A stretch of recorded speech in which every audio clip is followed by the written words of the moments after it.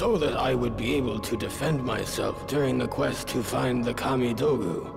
Onaga had given me the power to absorb the fighting ability of any warrior I encountered, but his gift would prove to be his undoing. The warriors in Outworld were in disarray. Heroes were not focused on the true threat of Onaga, and villains were unaware that they were bringing about their own destruction by serving him. I united them, and in one moment, absorbed their combined fighting power. I shattered each of the Kamidogu, the source of his invulnerability. This weakened Onaga, and I attacked him without mercy. His mortal form was no match for a combatant infused with the powers of so many warriors. The Dragon King was finally defeated. The realms will remain as they have since the beginning.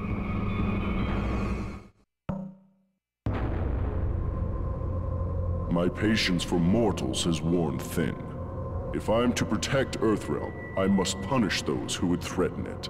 The fool Shujinko had let himself be deceived into believing that he worked for a greater good.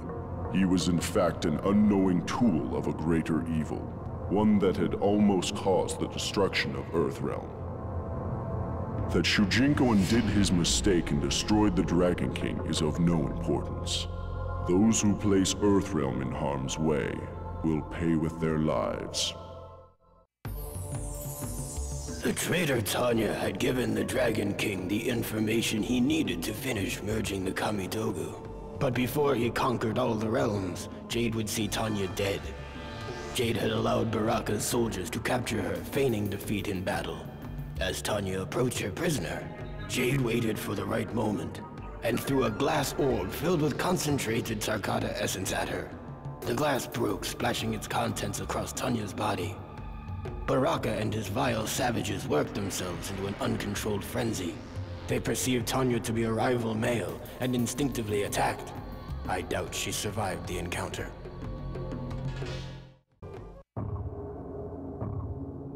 As Sub-Zero and Kenshi trekked across Outworld, they strove to keep themselves hidden, only traveling at night.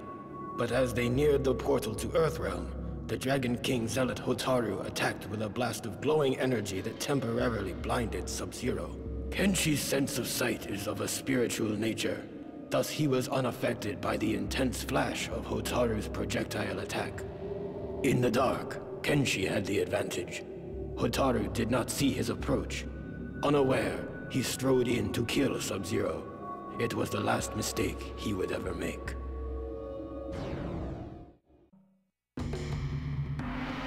In the wilds of Outworld, Hotaru captured the renegade Earthrealm warrior Sub-Zero and brought him before the Dragon King. Onaga's judgment of Sub-Zero was swift, and Hotaru was given the task of carrying out his punishment: death. His fate served as a reminder to all who would challenge the authority of the Dragon King. An alliance had been formed of warriors from vastly different origins, but with a similar goal: to defeat Onaga. Li Mei marched uneasily into battle against the Dragon King.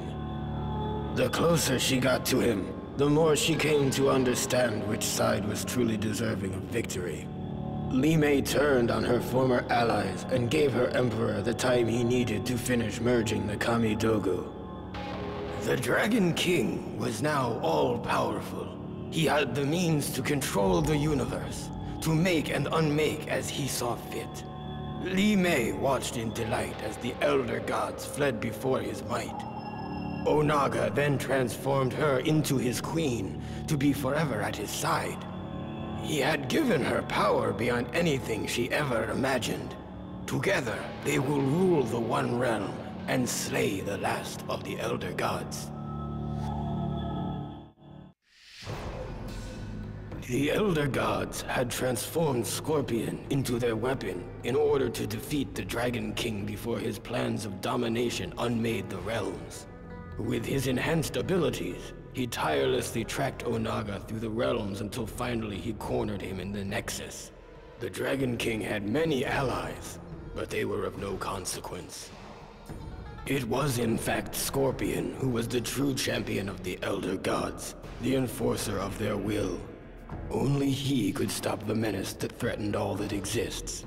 Only he could defeat the Dragon King.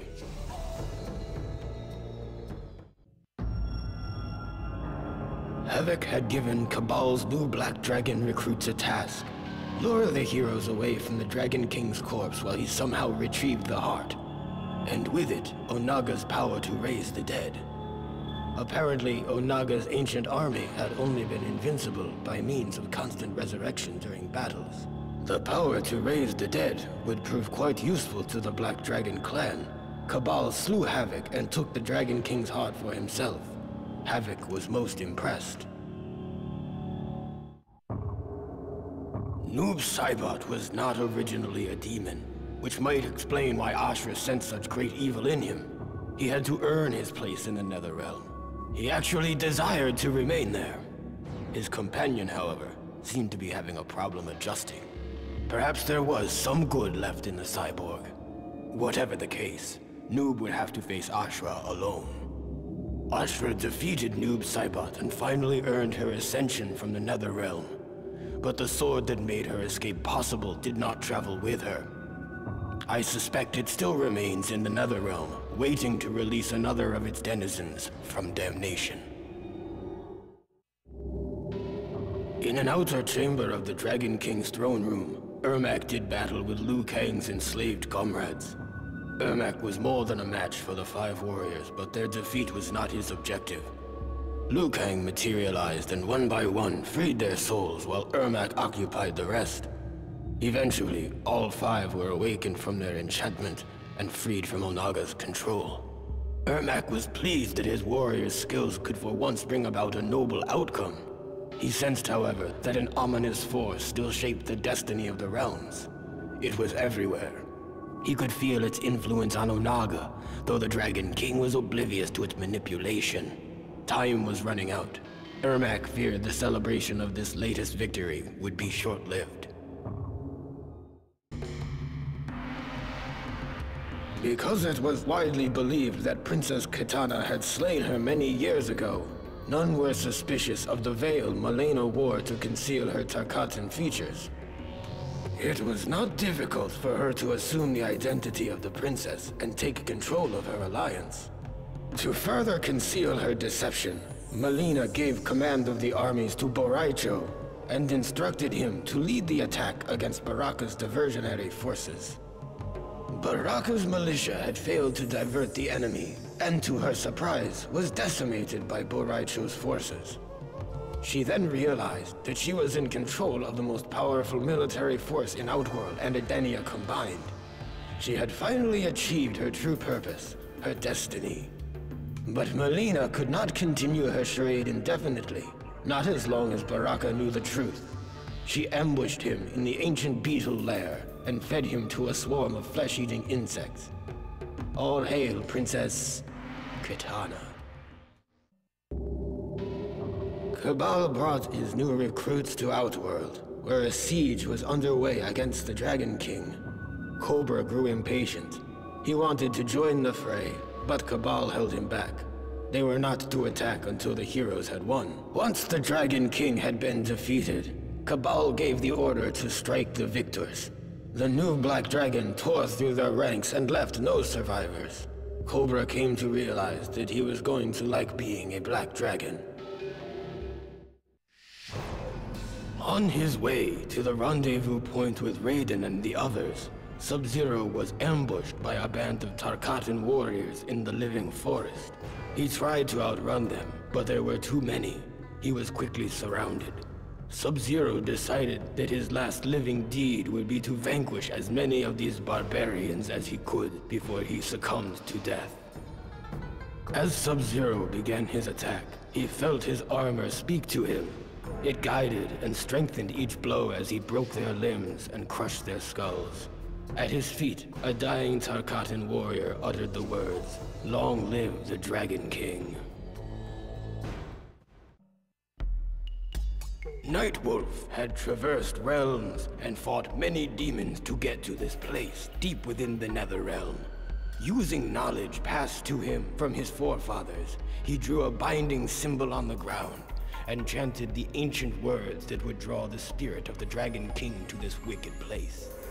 Nightwolf had carried the burden long enough.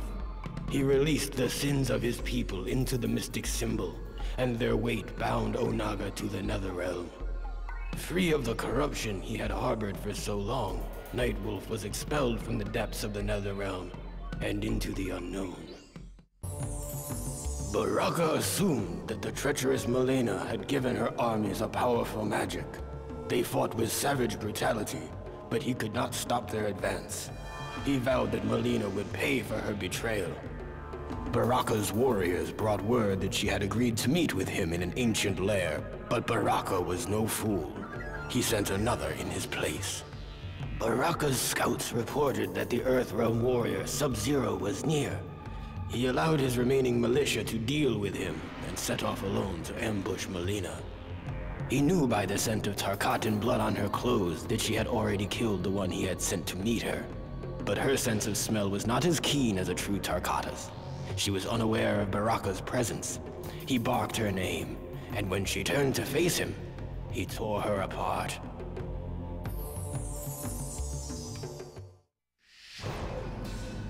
With Smoke as his template, Noob Saibot planned to return to the Netherrealm and use Smoke's nanotechnology to create an army of cyborg demons.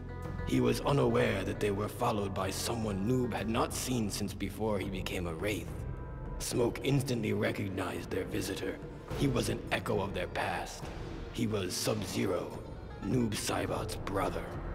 Noob Saibot was surprised to see how much stronger his brother had become. If he were still Lin Kuei, still human, he would probably have shown some degree of pride. But as Raiden had revealed during the ordeal with Shinnok's amulet, his soul had been tainted when he died at the hand of Scorpion. Noob Saibot, the original Sub-Zero, had descended into the Netherrealm free from compassion. He ordered Smoke to assist him in slaying his brother, his first act as ruler of the Netherrealm. The mercenary Dairu had succeeded in stealing the Declaration of Order and was paid many coins for his efforts. After Darius hid the document, he announced its capture to the world and heralded a new beginning for the realm of Sado. As Darius had predicted, officials were outraged that the Resistance had stolen the most prized possession of the Saidan government. Hotaru was ordered to lead the charge against them. He underestimated their numbers, however, and the Resistance defeated him and his men. The Senate would soon be in the hands of the revolutionaries. Once they had defeated the enemies of Havoc, Cabal complimented Cobra and Kira on their ferocity in battle. Their true test, however, was to face each other, to decide which of them was worthy of the new Black Dragon clan. Neither refused the challenge. Cobra fought with ferocity, but his lack of discipline allowed Kira to control the battle, easily manipulating Cobra into exposing himself to her attacks. She defeated him and proved her worth to Cabal, who gave her the honor of finding 2 more recruits to pit against each other in Mortal Kombat. Liu Kang's friends had been freed, Onaga had been defeated, and the realms were secure once more. But there was one battle that remained. Liu Kang's body had been used by some unknown force as a tool of destruction. It had left death in its wake and needed to be stopped. The chaos would end in Earthrealm. The fight raged with neither combatant able to best the other, when a jolt of energy crackled through them both. Liu Kang's nerves blazed like fire, and he felt a rush of air fill his lungs for the first time since his death. He was Liu Kang once more, protector of Earthrealm, champion of Mortal Kombat. In Edenia, Tanya had located the ancient texts that described the process by which to fuse the Kamidogu into one. With this information, Onaga was able to create the One Kamidogu, a tool of unspeakable power. As the Dragon King was distracted, reveling in his victory, Tanya seized the opportunity to snatch the Kamidogu from him, thereby obtaining godlike power. She destroyed the Dragon King and became ultimate overlord of the realms. The others had defeated the Dragon King, but left his broken body unattended on the floor of his throne room. Not long ago, a similar fate had befallen his former advisor, Shao Kahn. Havoc ripped the still warm heart from the carcass and consumed it, thus absorbing Onaga's power to reanimate the dead. Had the Dragon King succeeded in his plans for total domination, the never-ending turmoil of life would have come to a stifling halt. Those who defeated him believed that the realms were at rest once more, but Havoc vowed to restore the chaos that once ravaged Outworld. Shao Kahn would rule again.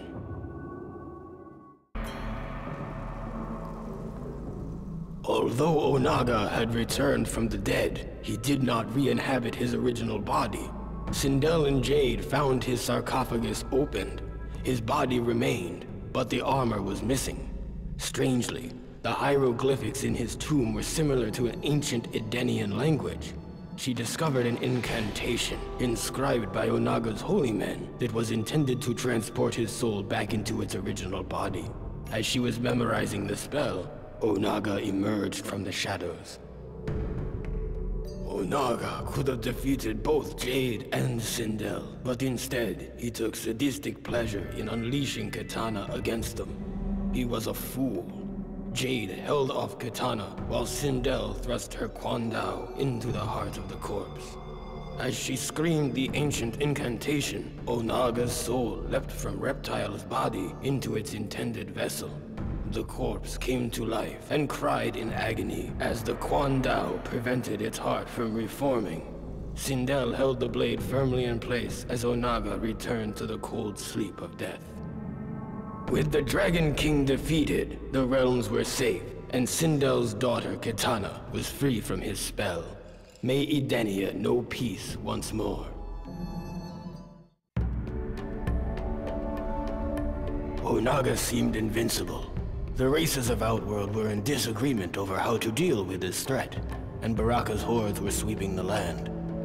Boraicho had almost given up hope when he was visited by the spirit of his greatest student, Liu Kang.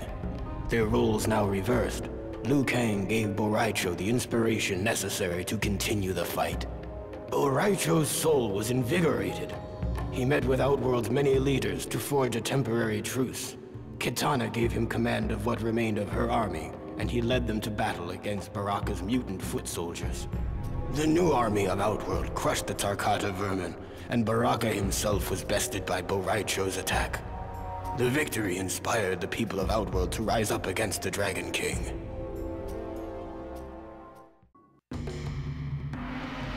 Normally, Dairu took no risks and ambushed those he had been hired to kill. But in this case, he felt compelled to announce his intentions to kill his fellow guardsman Hotaru. There still must have been some code of honor left in his cynical heart. Hotaru was defeated, but before Dairu could reveal who had commissioned the attack, Hotaru drew his dying breath.